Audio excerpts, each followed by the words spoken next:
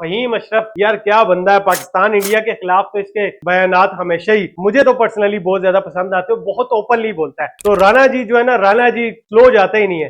और ऐसा लग रहा है कि जिस तरह वो डेल स्टेन वाला मुकाबला था ना, कि हफीज के साथ जो चल रहा था, डेल स्टेन आते थे तो पहले ही पता लग जाता था कि हफीज की यहाँ पर होने लगी है छुट्टी। तो जब भी नाहिद राणा आते हैं तो बाबर आजम ऐसा ही लगता है कि बस अब तो छुट्टी होने लगी है।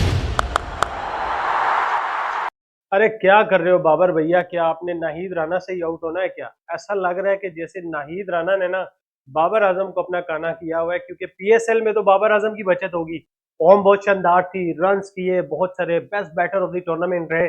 वजह नाहिद राणा को अपनी टीम में लिया हुआ था। लेकिन ओवरऑल अगर कंपटीशन देखा जाए, बाबर आजम का नाहिद राणा के अगेंस्ट 39 बोले, 22 रन, 3 दफा आउट हो गए, 7 की एवरेज के खिलाफ रन कर रहे हैं। और ऐसा लग रहा है कि जिस तरह वो डेल स्टेन वाला मुकाबला था ना, कि हफीज के साथ जो चल रहा था, डेल स्टेन आते थे तो पहले ही पता लग जाता था कि हफीज की यहाँ पर होने लगी है छुट्टी। तो जब भी नाहिद राणा आते हैं तो बाबर आजम ऐसा ही लगता है कि बस अब तो छुट्टी होने लगी है। 7 की एवरेज मतलब अंदाजा लगा ले कि नाहिद राणा के अगेंस्ट मतलब सिर्फ 7 रनों का मेहमान होता है बाबर आजम, और उसके बाद बाबर आजम की छुट्टी हो जाती है। तो बाबर आजम की फॉर्म तो बहुत शानदार है। टेस्ट क्रिकेट में आए, पहले इतनी अच्छी फॉर्म नहीं लगी थी, लेकिन पहले ही मैच में पहला मैच नहीं खेल सके, लेकिन जैसे ही कम बैक किया, शानदार 50 की, क्योंकि दूसरी टीम दूसरे एंड पे सारी टीम ने बहुत ज्यादा स्ट्रगल किया। लेकिन बाबर आजम की जो बैटिंग परफॉर्मेंस थी वो बहुत अच्छी थी। लेकिन हम उम्मीद करते हैं कि ये जो कंपटीशन चला है नाहिद राणा और बाबर आजम का, ये यहाँ पर ही रुक जाए और बाबर आजम की जो फॉर्म है वो जिस तरह चल रही है नाहिद राणा के अगेंस्ट भी वो रन करना यहाँ पर शुरू करे। चले जी आगे चलते हैं फहीम अशरफ की तरफ। तो फहीम अशरफ यार क्या बंदा है। पाकिस्तान इंडिया के खिलाफ तो इसके बयानात हमेशा ही मुझे तो पर्सनली बहुत ज्यादा पसंद आते हैं। बहुत ओपनली बोलता है।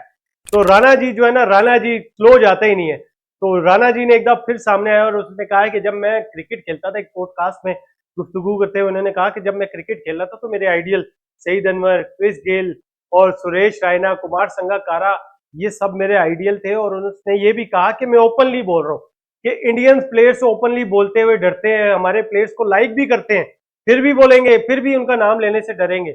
हमारे प्लेयर्स, हमारे फास्ट बॉलर शुएब अख्तर, हमारे जो इंजमाम, सईद अहमद, इन लोगों के फैंस भी होंगे, फिर भी उनमें से किसी आइडियल का नाम नहीं लेंगे।